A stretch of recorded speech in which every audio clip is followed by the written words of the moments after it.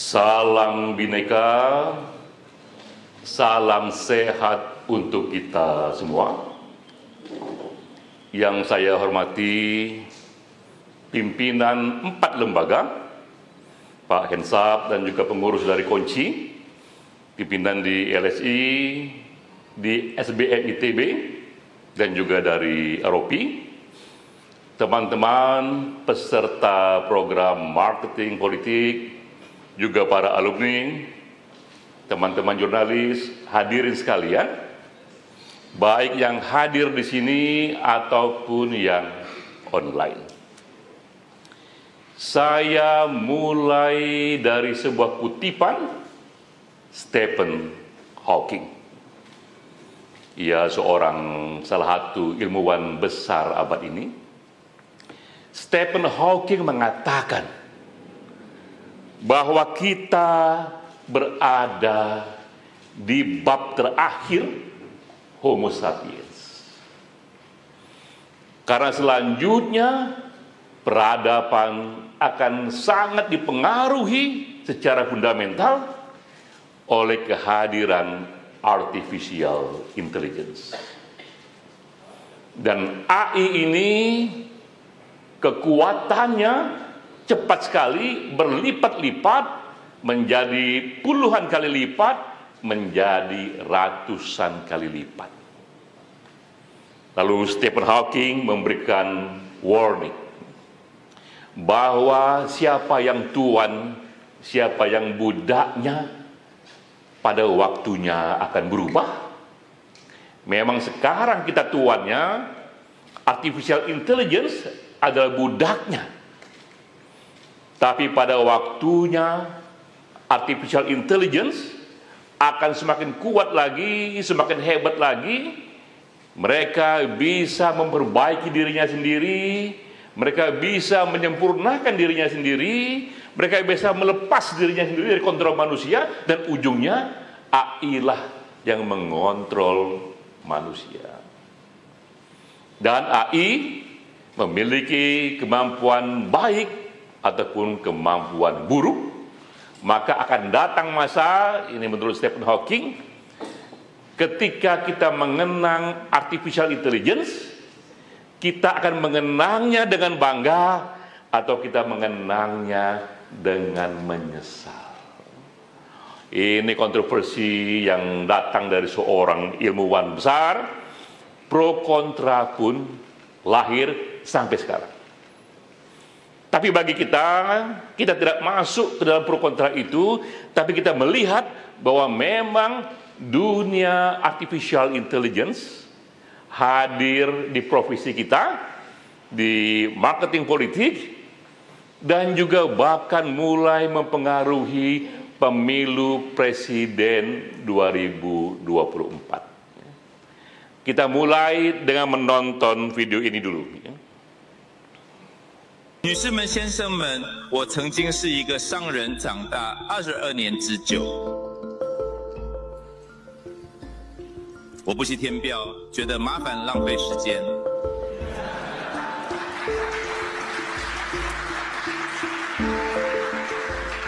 我不喜欢事情变得更加复杂。我喜欢事情简单而且高效。 我不喜欢被欺负，希望公平对待。我坚持原则，反对欺凌和不公。平等和尊严是我追求的目标，期望公正待遇。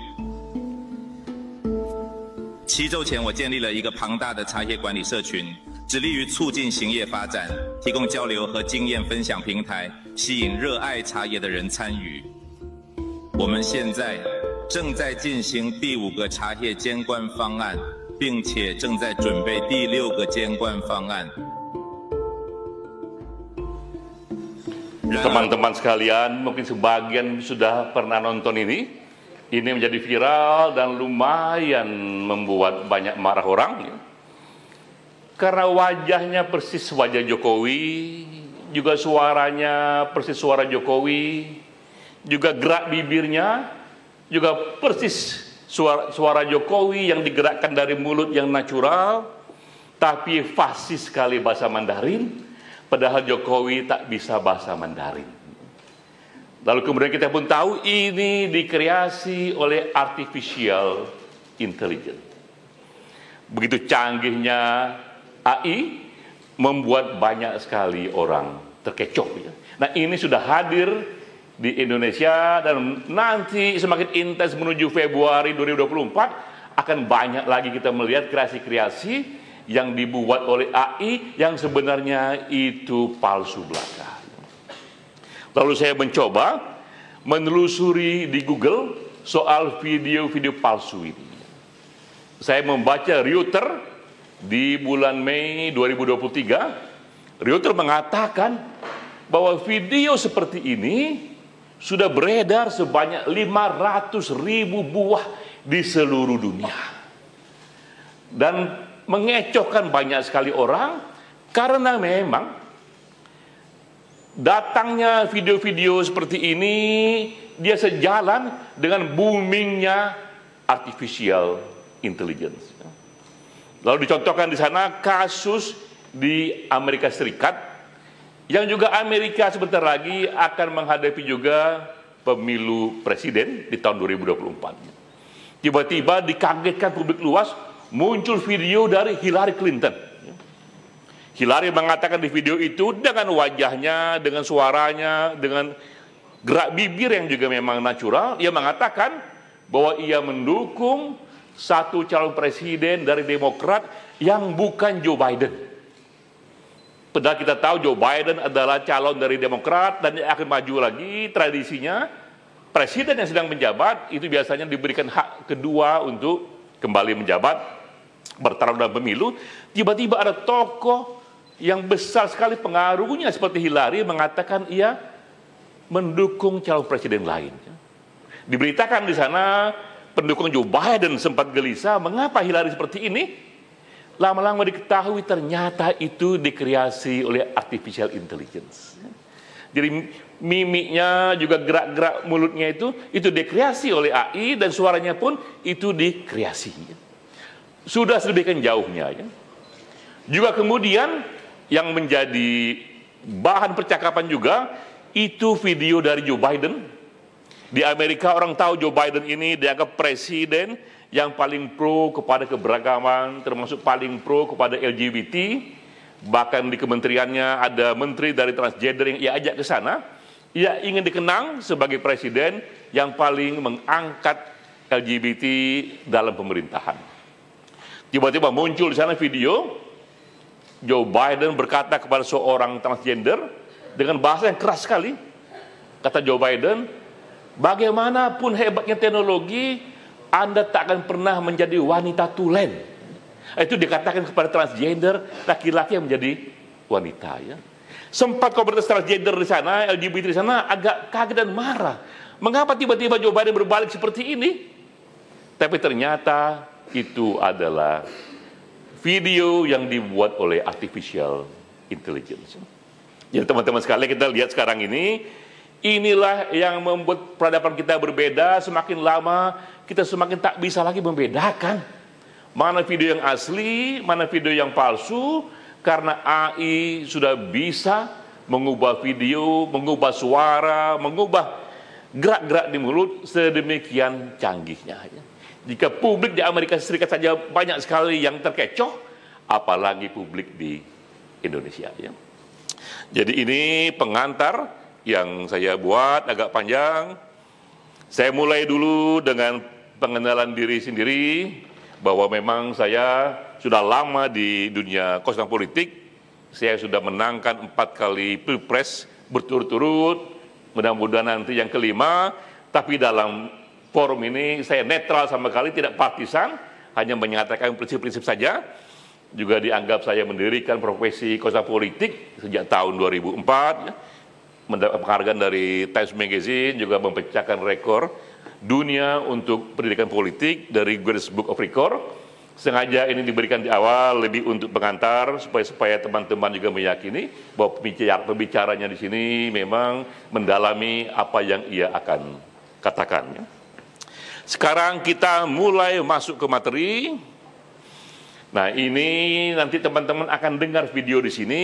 Ini salah satu prinsip yang sangat penting dalam political marketing, yaitu positioning.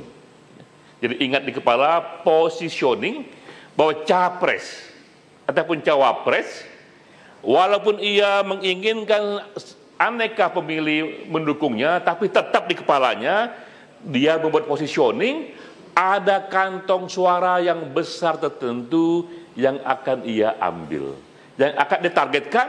Ini kantong suara yang besar dan ia tahu dirinya dikontraskan dengan kompetitornya lebih kuat di kantong suara itu. Saya sengaja pilihkan kutipan saja video dari cawapres untuk Anies yaitu Muhaimin, cawapres untuk Ganjar dari Mahfud MD, dan cawapres untuk Prabowo dari Gibran. Kita dengar baik-baik pidato yang singkat itu, kira-kira kemana arah dari pidatonya itu. Tapi Bang Surya bilang, kalau kamu nggak mau salaman, berarti selamanya kita tidak akan ketemu lagi. Tapi kalau kamu oke, saya yakin jamin insya Allah menang dan Indonesia akan lebih baik. Ya kalau sudah begitu ya salaman Indonesia yang lebih baik. Tapi saya deg-degan, jangan-jangan senior ini belum saya kontak, saya minta restu dan seterusnya. Itulah akhirnya dalam waktu hanya 3 hari seluruh pengurus bergerak kepada para ulama, para kiai, para senior, para seluruh yang terkait dengan pimpinan-pimpinan kita. Dan alhamdulillah dalam waktu singkat mendapat jawaban yang lengkap dari semua ulama-ulama kita, semua istikharahnya, semua gagasannya, semua pertimbangannya, semua menyatakan restu dan dukungan atas pasangan Mas Anies dengan saya. Bahkan kita sempat nyari ini siapa, kata kiai, salah seorang kiai, siapa yang lagi di Mekah. Coba dicek dari istikharah di Mekah. Ada namanya Kiai Badawi, Gus Badawi Kudus. Langsung telepon saya, muncul hasilnya. Apa Yai? Jalan terus, terbaik. Ayatnya apa Yai? Wa ta'awanu 'alal birri wat taqwa wa la ta'awanu 'alal ismi wal udwan. Ke depan pintu gerbang kemerdekaan Indonesia yang merdeka, bersatu, berdaulat, adil dan makmur. Itulah Indonesia emas yang akan kita bangun. Adik sekalian, persoalan utama kita saat ini adalah lemahnya penegakan hukum. Lemahnya penegakan hukum. Kalau di Indonesia ini penegakan hukum bisa dilakukan dengan baik dan benar, maka menurut saya meskipun angka 50% ini adalah dugaan yang sifatnya kuantitatif, taruhlah separuh gitu. Menurut saya separuh dari seluruh persoalan bangsa ini bisa selesai. Kalau hukumnya bagus, maka ekonomi akan bagus. Saudara, penegakan hukum dengan demikian harus memberikan kepastian hukum ke atas. Tadi saya bercerita kalau ke atas itu kepastian hukum itu antar pengusaha-penguasa elit, penguasa-penguasa elit itu terkadang tidak memberi kepastian hukum, ada tumpang tindih, ada korupsi, kolusi dan sebagainya. Di bawah itu tidak dapat perlindungan hukum. Sehingga bagi saya penegakan hukum ke depan ke atas harus ada kepastian dan ketegasan, ke bawah harus ada perlindungan hukum. Hal-hal yang terkait anak-anak muda, generasi milenial, generasi Z, dan jangan lupa para santri. Pasti kita dukung penuh. Kita butuh generasi muda yang handal, generasi muda yang tangguh, generasi muda yang memiliki komitmen kebangsaan. Sekali lagi, generasi milenial, generasi Z, dan jangan lupa santri. Nanti akan kami tambahkan lagi kredit startup milenial.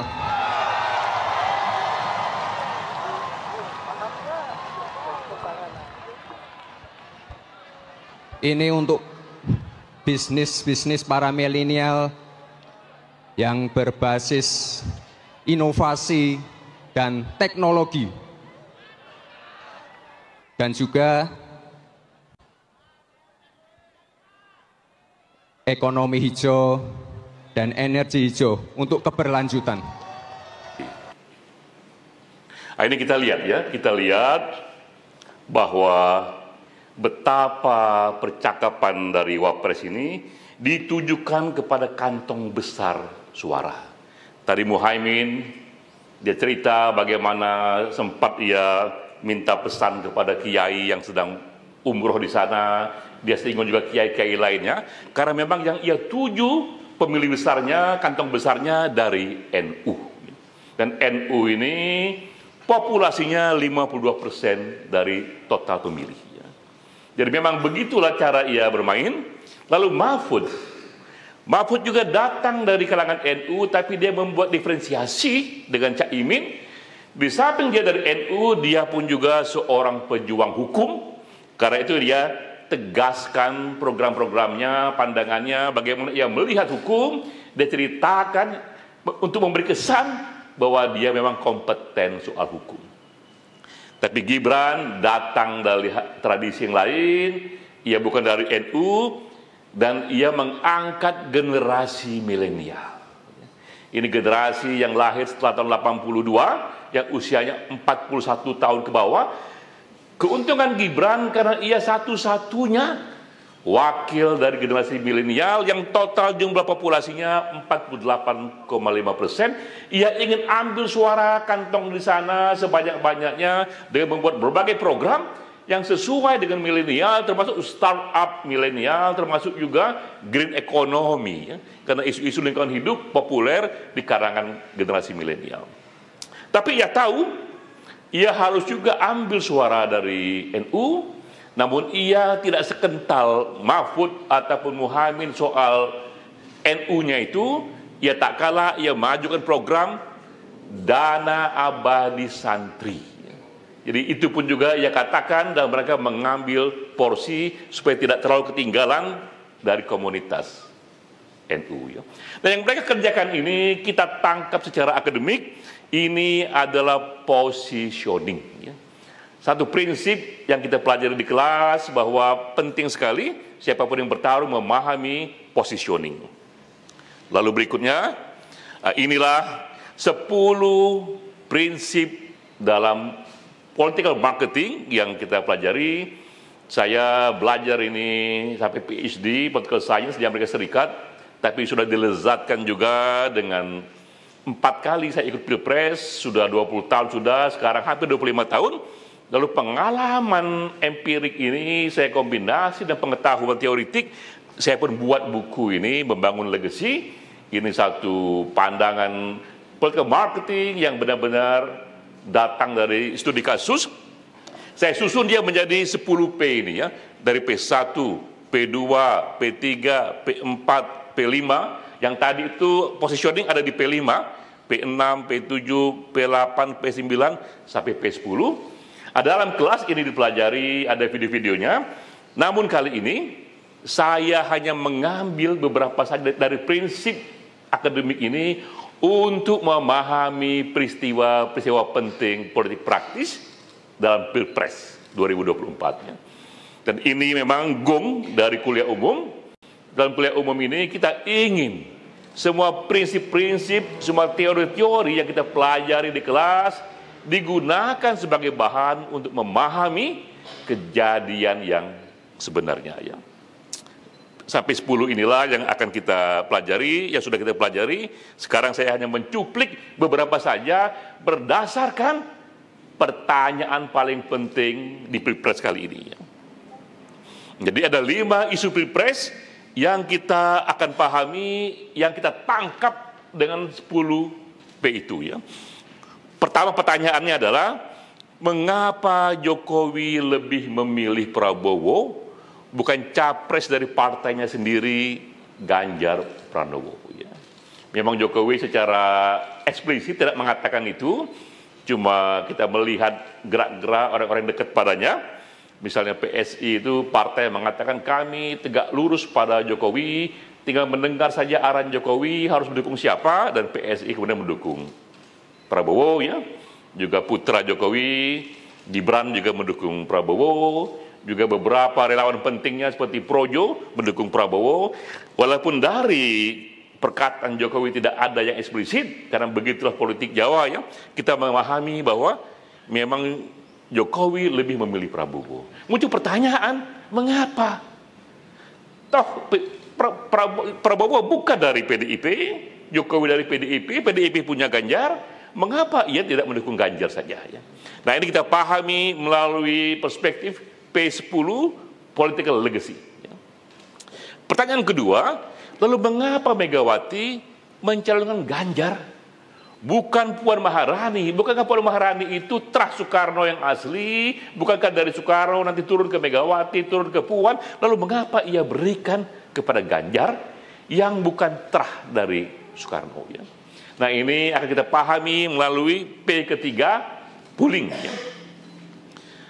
Lalu pertanyaan berikutnya, tapi mengapa Prabowo akhirnya memilih Gibran sebagai cawapres? Padahal banyak sekali di sana ketum-ketum partai, Erlangga Hartarto, PAN mencalonkan Erick Thohir ya, ada Yusril dan lain sebagainya. Tapi mengapa Gibran yang akhirnya dipilih, yang waktu itu pun umurnya belum cukup ya, karena waktu itu MK belum memutuskan soal usia ya, tapi gerilya dari Prabowo sudah dikerjakan. Nah, ini akan kita pahami melalui kerangka P7, P8 yang marketing itu. Dan yang keempat, pertanyaannya, akankah digunakan artificial intelligence secara masif dalam Pilpres kali ini?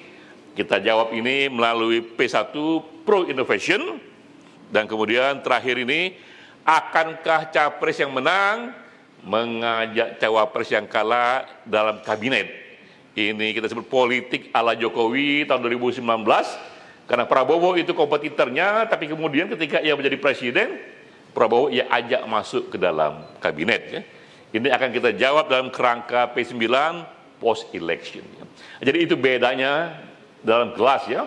Aneka peristiwa politik tidak kita pahami secara jurnalistik belaka, tapi kita pahami dengan kerangka teori, karena dengan cara itulah kita akan bisa melihat lebih jauh, karena kerangka teori ini pasti dilahirkan melalui berbagai banyak eksperimen dan riset ya. Nah, sekarang kita jawab pertanyaan pertama. Mengapa Jokowi memilih Prabowo? Maka kita masuk ke dalam hal paling penting dalam political marketing, yaitu seorang pemimpin ia harus memiliki tujuan tertinggi. Tujuan tertingginya bukan sekedar terpilih sebagai presiden, itu hanyalah bab-bab awal, tapi yang tertinggi haruslah menciptakan legacy. Jadi itu kita taruh di kepala kita, bahwa tujuan tertinggi dari political marketing dan juga dari seorang politisi menciptakan legacy. Dan kita perlu melihat ya, inilah contoh-contoh dalam sejarah bagaimana para presiden, para pemimpin nasional itu menciptakan legacy yang sampai sekarang masih dikenang. Apa itu legacy? Legacy itu adalah warisan dari kerja, program, gagasan sang capres itu yang sangat mengubah masyarakatnya, yang sampai sekarang ia bertahan karena ia begitu merasuk mengubah sendi-sendi masyarakat yang ada ya. Contohnya Abraham Lincoln. Di Amerika ia menghapuskan sistem perbudakan. Padahal saat itu tidak semua negara bagian Amerika setuju perbudakan dihapuskan, karena Amerika bagian selatan itu industri perkebunan sangat tergantung pada budak. Jika budak dihapuskan, lumpuh itu industri pertanian, industri perkebunan itu. Makanya negara selatan di Amerika itu berontak, dan ketika ini dikatakan oleh Abraham Lincoln, terjadi perang saudara 12 tahun di Amerika, gara-gara Amerika bagian selatan menolak ini dan ingin memisahkan diri dari Amerika Serikat ya. Sampai sekarang konflik Amerika Selatan dan Amerika sisanya itu luka-lukanya masih terasa. Tapi Lincoln justru dikenang karena keberaniannya mengambil tindakan ini. Ia pun dikenang sebagai salah satu pemimpin terbesar di Amerika Serikat karena bisa menghapuskan perbudakan. Juga ada contoh Winston Churchill. Legasinya adalah dialah yang menghentikan fasisme untuk masuk menguasai Eropa. Ya. Waktu itu Hitler dengan Jerman mengalahkan banyak sekali negara-negara di sana, dan kita lihat waktu itu bahkan Raja Inggris, teman-temannya yang kongres di Inggris mengatakan, sudahlah Winston Churchill, kita berdamai saja dengan Hitler, cari cara supaya kita tidak dikalahkan. Tapi Winston Churchill mengatakan tidak, ya. Sekali Hitler bisa menguasai Inggris, walaupun kita kompromi, ia akan menguasai Eropa, maka kita akan menghadapi dunia yang berbeda. Bukan dunia demokrasi seperti sekarang, tapi dunia fasisme yang penuh sekali tindakan-tindakan yang sifatnya rasis. Ya. Ia melawan dan ia menang, ia pun dikenal. Ya. Itu legasinya. Dan Nelson Mandela juga legasinya adalah ia bisa menciptakan dengan damai satu sistem yang mengakui dua ras. Padahal Afrika Selatan lama sekali ditindas oleh kulit putih. Hal yang biasa jika misalnya waktu itu ia memimpin kulit hitam yang majoriti, ia habiskan itu kulit putih dengan aneka kekerasan karena ia anggap di bagian dari dendam yang sejak lama mereka alami. Tapi itu tidak dikerjakan oleh Nelson Mandela. Ia memilih jalan damai, memilih jalan bersama, membangun sistem yang anti-apartheid. Legasinya pun luar biasa. Jadi kita lihat ini, para pemimpin dunia ini membuat legasi luar biasa legasinya, termasuk juga Soekarno, ia menyatukan dan memperkuat nasionalisme di Indonesia. Nah, sengaja saya contohkan ini supaya teman-teman mendapatkan wawasan global, ya, bahwa memang di seluruh dunia dalam sepanjang sejarah tujuan tertinggi dari seorang pemimpin adalah membangun legasi, dan kita profesi marketing politik memberikan perlengkapannya membuat para pemimpin itu mencapai legasinya. Nah, ini contohnya di Indonesia, ya. Kalau legasi Bung Karno, setiap kita mengenang Bung Karno, kita mengenang nasionalisme, mengenang Soeharto, mengenang tentang pembangunan. Pak Hatta sebagai bapak koperasi, Habibie kita kenang, di samping dia bapak teknologi, juga dialah di era Habibie lah demokrasi pertama kali dikembangkan, dan ia membangun infrastruktur politik demokrasi di Indonesia. Di bawah Habibie, partai-partai bebas, media juga bebas. Ya. Jadi ini backgroundnya. Lalu kita tanya, apa legasi yang mau dibangun Jokowi? Sehingga akhirnya ia memilih Prabowo. Ya. Ini dua hal. Ini tafsir, ya, tentu saja bukan Jokowi yang mengatakannya, ini tafsir kita, bahwa ada dua program besar yang Jokowi merasa akan menjadi legasinya, yaitu memindahkan ibu kota dari Jakarta ke Kalimantan. Ini jika dilihat dari survei, pro dan kontranya 50-50 ini, ya. Sama banyaknya yang setuju, sama banyak yang tidak setuju, tapi Jokowi mengambil resiko ini karena bagi dia pindahnya Jakarta ke ibu kota ke Kalimantan itu juga sesuai dengan kondisi geografis di Jakarta yang semakin lama semakin buruk dari sisi lingkungan hidup. Ya. Sejak Bung Karno pindah ibu kota ini sudah dicanangkan, tapi tidak ada yang berhasil. Ia ingin ini berhasil. Kedua juga legasi yang ingin ia nyatakan, ia ingin lanjutkan adalah hilirisasi. Ini bahasa teknis sekali, artinya ia ingin semua produk-produk Indonesia yang kaya-kaya itu, pertanian termasuk juga pertambangan, jangan ada lagi yang dijual keluar dalam bentuk mentahnya. Karena jika dalam bentuk mentahnya, negara luar yang untung, dia hanya boleh diekspor jika dia diolah, dibuat hilirisasi, supaya industri domestiknya itu tumbuh, supaya menyerap tenaga kerja, supaya juga yang dijual di luar nanti nilainya lebih tinggi.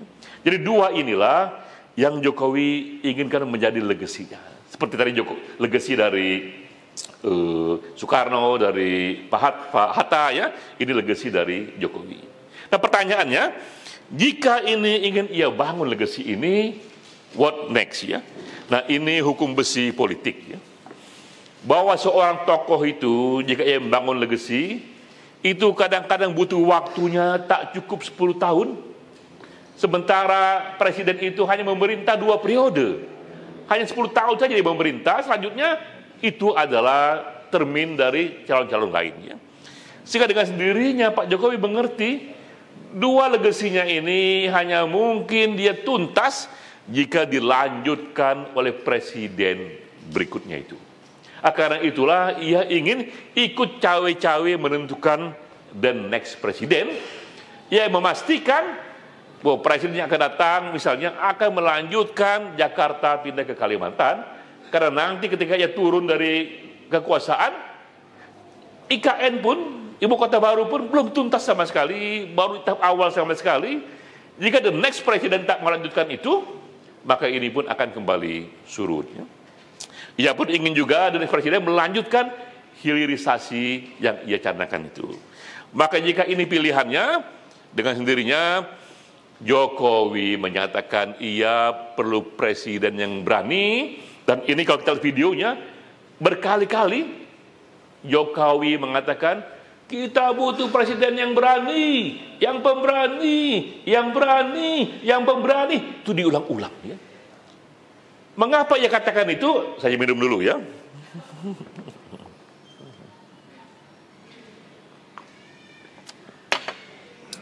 Karena Jokowi mengalami ketika ia mencanangkan Indonesia jangan lagi mengekspor produk mentah, ia ditentang oleh Uni Eropa, ia ditentang oleh IMF.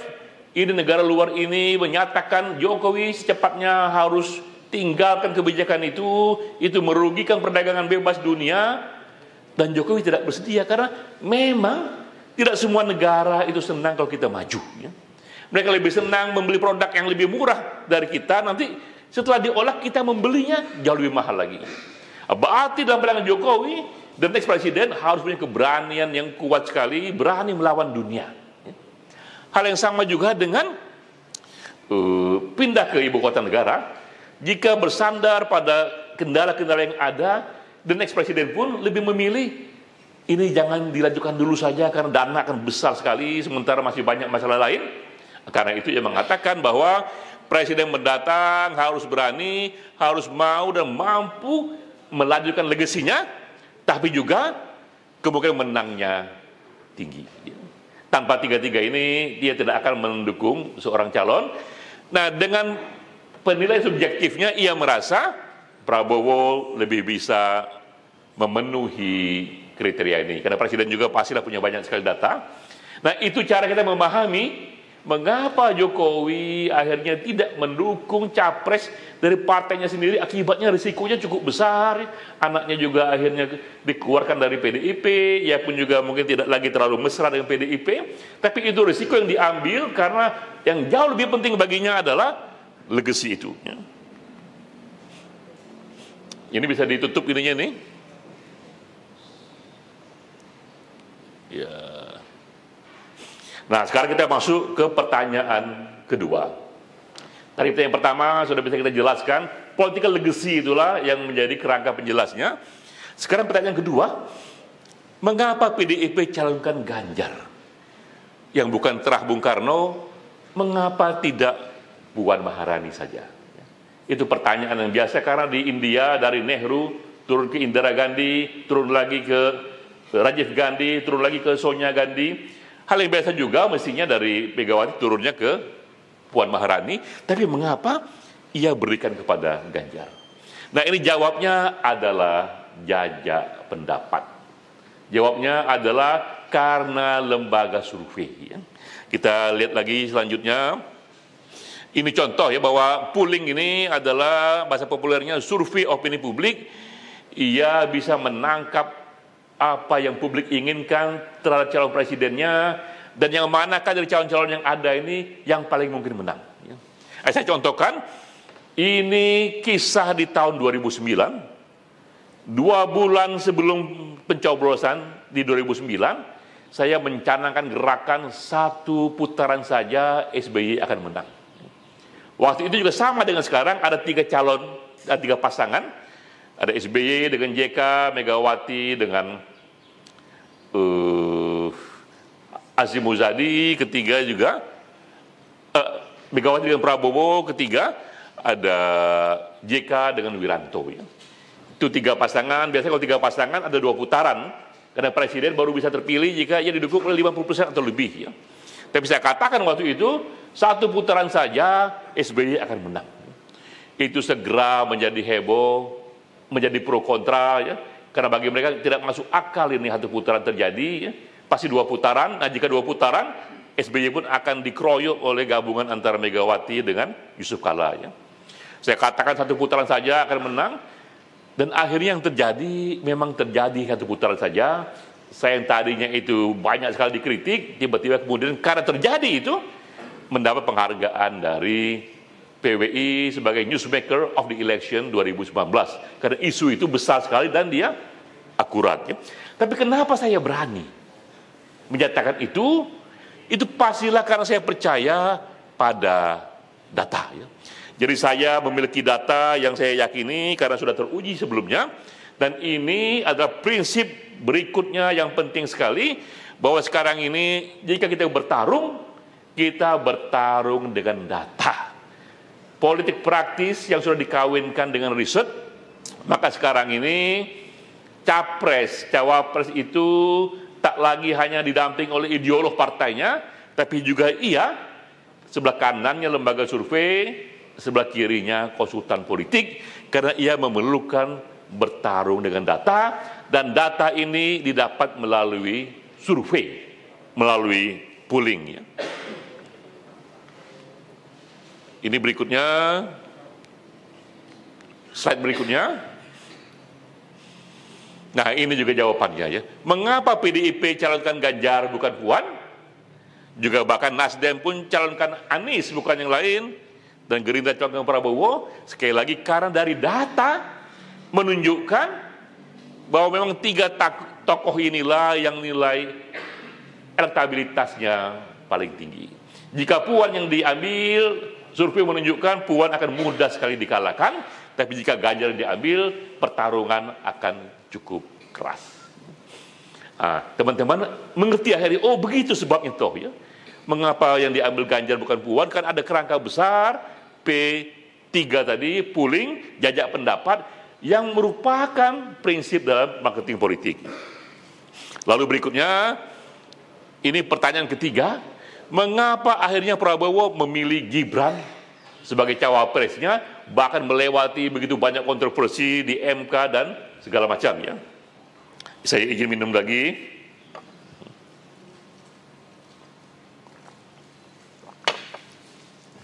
Pertanyaan ini kita tangkap dengan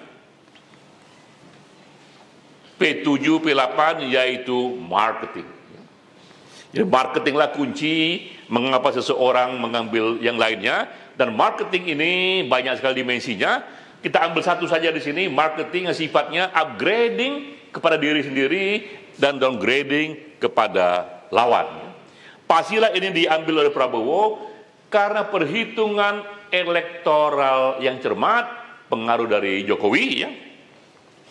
Ini lanjutnya, 3 alasan mengapa akhirnya Gibran yang dipilih. Pertama, karena Jokowi masih sangat populer. Ini peristiwa yang jarang sekali seorang presiden di ujung kekuasaannya, ia masih sangat populer, approval ratingnya masih tinggi sekali. Jadi saya cerita waktu itu saya dipanggil Jokowi, kami bicara 4 mata ya. Dia minta saya memberikan pandangan. Saya katakan, Pak, yang bagus dari Bapak ini adalah Bapak keluar dari tradisi sedih Presiden Indonesia. Karena di Indonesia ini, ujung dari presiden itu adalah kejatuhannya. Bung Karno begitu dipuja, proklamator, tapi dia dijatuhkan di ujungnya. Pak Harto dipuja, Bapak Pembangunan, dijatuhkan juga di ujungnya. Lalu muncul Habibie, ini dianggap satu revolusioner teknologi, pun pertanggungjawabannya ditolak oleh MPR, ia pun jatuh, tak bisa mencalonkan diri lagi. Muncul Gus Dur, seorang budayawan jadi presiden, ia pun dijatuhkan. Lalu ada Megawati, anak Bung Karno menggantikan, tapi Megawati pun dikalahkan di putaran di Pilpres berikutnya, dan partainya pun juga jatuh dari 32% menjadi 18%. Ada SBY, dia populer awalnya, tapi ia pun juga kemudian partainya jatuh juga, pimpinannya terkena korupsi. Jadi semua partai Indonesia ini jatuh di ujungnya. Jokowi bagus sekali, ia ujungnya masih sangat populer. Karena itu perannya efeknya menjadi besar. Nah, Gibran anaknya ini bisa membawa efek Jokowi kepada Prabowo. Ini lagi hal yang lainnya adalah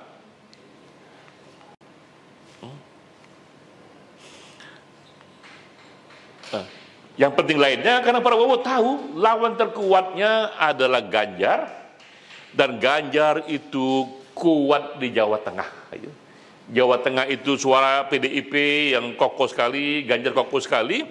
Jika saja Gibran bisa mengimbangi Ganjar Jawa Tengah karena pengaruh Jokowi, maka mudah sekali Ganjar dikalahkan.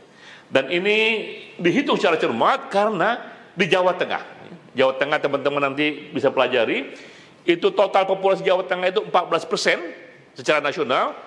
Jika kita bisa didukung 50% di Jawa Tengah saja, dia menyumbang 7% secara nasional. Per hari ini, Ganjar dominan sekali di Jawa Tengah, tapi dengan datangnya Gibran, ini bisa diimbangi karena sehebat-hebatnya Ganjar, Jokowi lebih populer di sana. Ini datanya ya. Di Pilkada 2018, Ganjar mendapatkan dukungan 58% lebih, tapi Jokowi ketika menang Pilpres di Jawa Tengah, dukungannya 77% lebih. Jika Gibran berhasil mengambil sebagian suara dari Jokowi, ia pun berkesempatan mengalahkan Ganjar. Jadi kita lihat di sini mengapa akhirnya Gibran diupayakan, bahkan juga melewati MK yang begitu kontroversial, karena perhitungan elektoral. Inilah cara paling mudah upgrading Prabowo, efek Jokowi datang ke Prabowo, juga downgrading kepada lawan utamanya Ganjar dengan cara membelah suara Ganjar, membelah suara PDIP di basisnya, di lumbungnya Jawa Tengah. Itu reasonnya itu ya. Dari P7, P8 marketing. Lalu kita masuk ke pertanyaan keempat ya. Akankah digunakan artificial intelligence dalam Pilpres 2024? Nah teman-teman, di semua profesi yang kita tekuni, apalagi di konsultan politik ya, inovasi adalah kunci.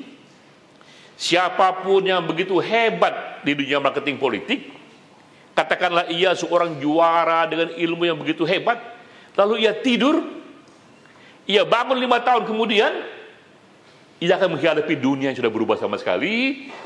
Ia pun bahkan tak lagi menjadi jawara di sana karena sudah datang orang lain dengan teknologi yang baru, dengan satu pola-pola yang baru yang tak lagi ia kenali.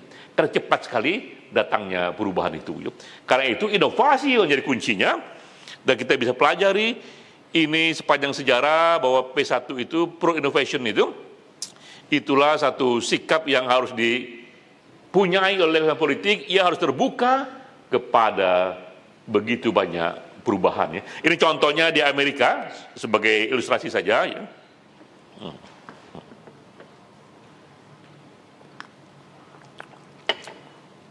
Di tahun 2016 dalam Pilpres Amerika Serikat, waktu itu baru datang teknologi yang namanya meme politics ya. Meme, teman-teman kenal itu, meme itu satu bentuk produk yang mudah sekali dibuat, cepat sekali dibuat, dan dia mudah sekali disebarkan karena datangnya era media sosial. Waktu itu Trump melawan Hillary Clinton. Sudah banyak yang mengatakan Trump ini akan kalah dengan Hillary Clinton ya. Ini salah satu queen yang disayangi di Amerika. Tapi Trump tahu bahwa Hillary ini punya kelemahan. Suaminya itu presiden Amerika Serikat yang banyak sekali kasus-kasus dengan perempuannya itu ya. Womanizer segala macam itu dikenal di sana. Maka Trump menggunakan teknologi baru meme politik ini supaya ini bisa viral melalui teknologi media sosial yang waktu itu baru. Dia buatlah ini ya. Kata-kata ini, jika Hillary tak bisa memuaskan suaminya, karena itu suaminya selingkuh, bagaimana Hillary bisa memuaskan rakyat Amerika? Ini lucu-lucuan ya. Tapi kena di hati banyak orang.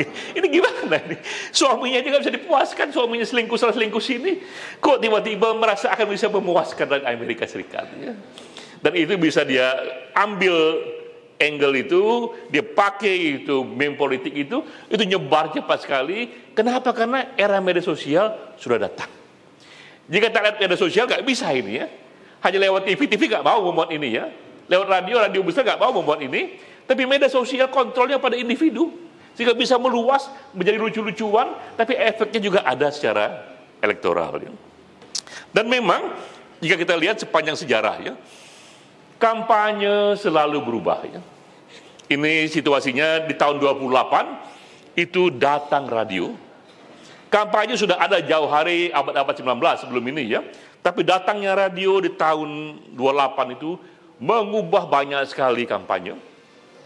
Waktu itu di Amerika Serikat, karena di situ duluan terjadi pilpres, kalau presiden ingin mengunjungi, ingin menyentuh, menyapa para pemilihnya, ia harus berjalan dengan kereta atau mobil jauh sekali dari satu negara bagian ke negara bagian lagi, dan itu sangat melelahkan, juga tak banyak yang bisa disentuh ya. Datanglah radio, berubah itu metode kampanye. Dengan radio, ya cukup duduk di satu meja, dan radio itulah yang membawa pesannya ke seluruh negara Amerika. Ya. Berubah itu pola kampanye karena berubahnya datangnya teknologi baru. Lalu kemudian datanglah itu era televisi.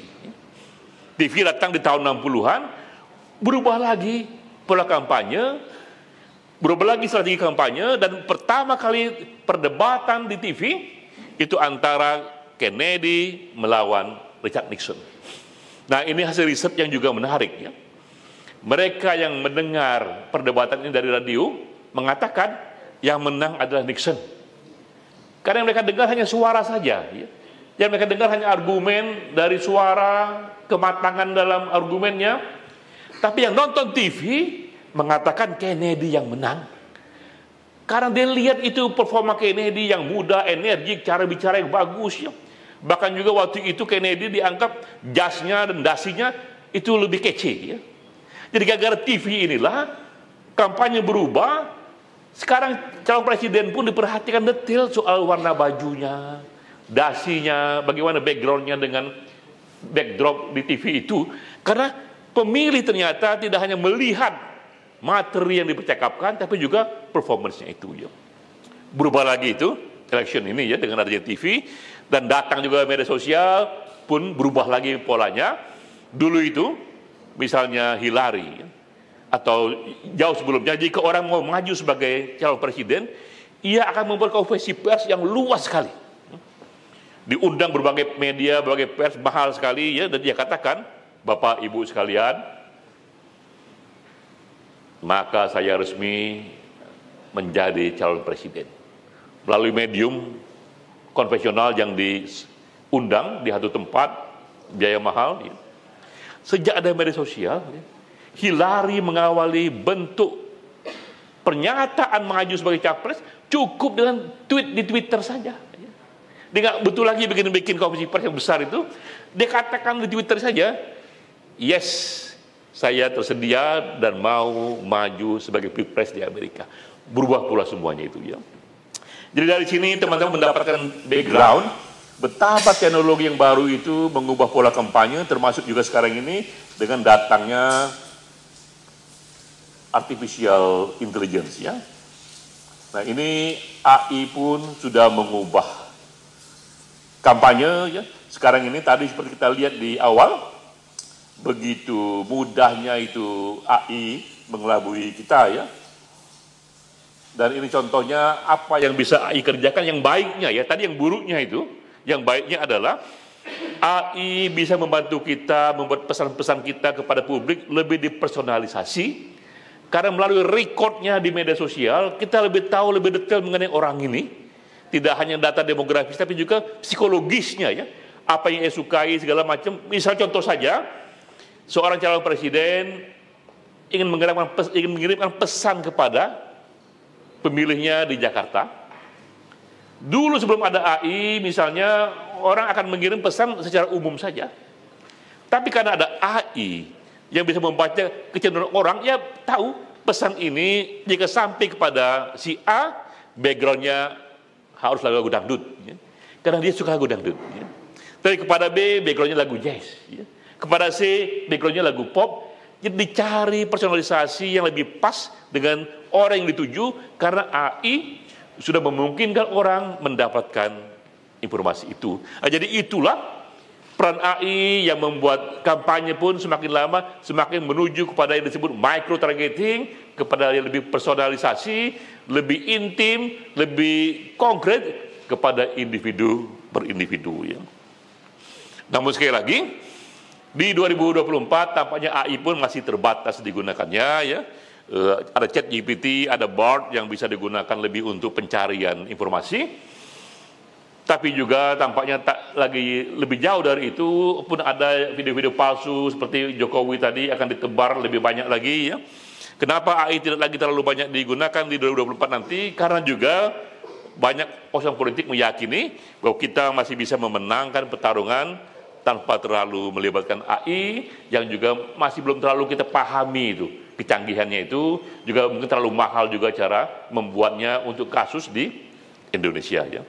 Nah, ini pertanyaan keempat. Nah, terakhir pertanyaannya adalah apakah capres yang menang akan mengajak capres yang kalah ya.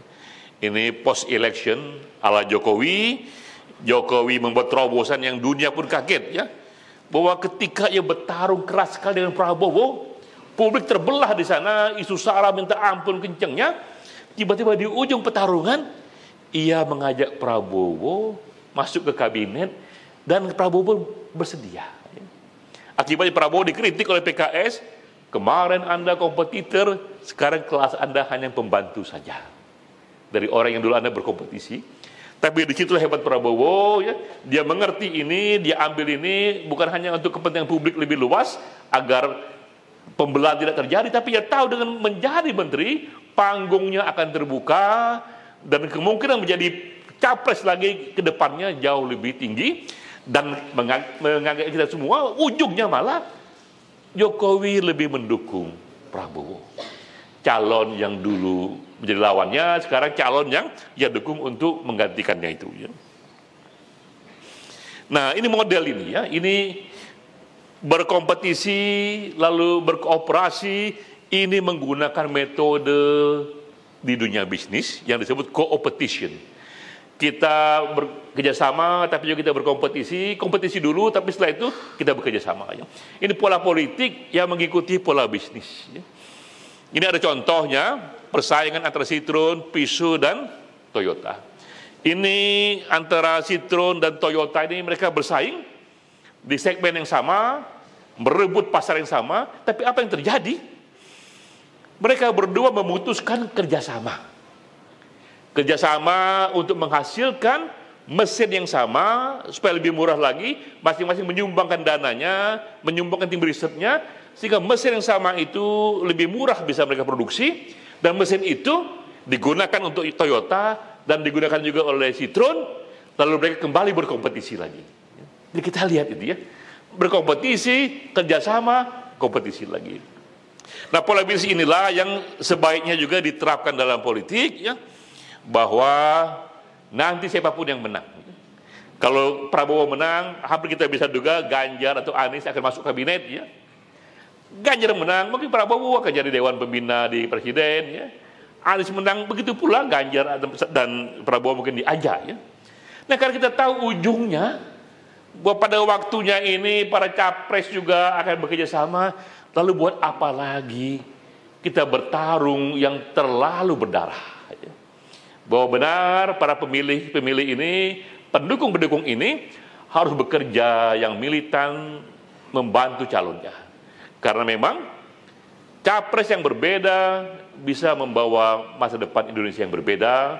Karena seorang capres memang besar sekali efeknya mempengaruhi satu bangsa. Tapi karena kita tahu ujung nanti mereka akan bersama-sama juga, lalu apalagi gunanya jika kita bertarung begitu total sehingga memecah belah bangsa, menyebarkan hoax, membuat kita melepas isu sara, kita terbelah-belah, tapi setelah itu capresnya bersatu kembali ya. Itu terjadi 2019, capresnya bersatu tapi pendukungnya masih terbelah sampai sekarang ya. Dengan cara ini ada kompetisi dan kooperasi, ini menjadi satu ajakan kepada semua, marilah kita berpolitik secara rileks saja. Kita masuki Pilpres dengan rileks saja, karena ini peristiwa 5 tahunan akan datang setiap 5 tahun. Karena itu berjuanglah memang yang keras untuk capres-capresnya, tapi tak lagi membuat kita harus bertarung hidup dan mati sehingga menyebarkan begitu banyak kebencian yang membuat sebagai warga negara kita terbelah. Ini akhir dari kuliah saya, bahwa ada 5 pertanyaan besar di kepala kita dan kita tidak menjawabnya secara jurnalistik, kita menjawabnya berdasarkan teori yang kita pahami, karena memang teori-teori ini sudah diuji dan kita pun tidak hanya bisa memahami apa yang terjadi, tapi juga bisa merekomendasikan apa yang seharusnya agar calon presiden atau tokoh yang kita bantu itu bisa memenangkan pertarungan menjadi presiden Indonesia yang ke-8. Wassalamualaikum warahmatullahi wabarakatuh. Salam sejahtera untuk kita semua.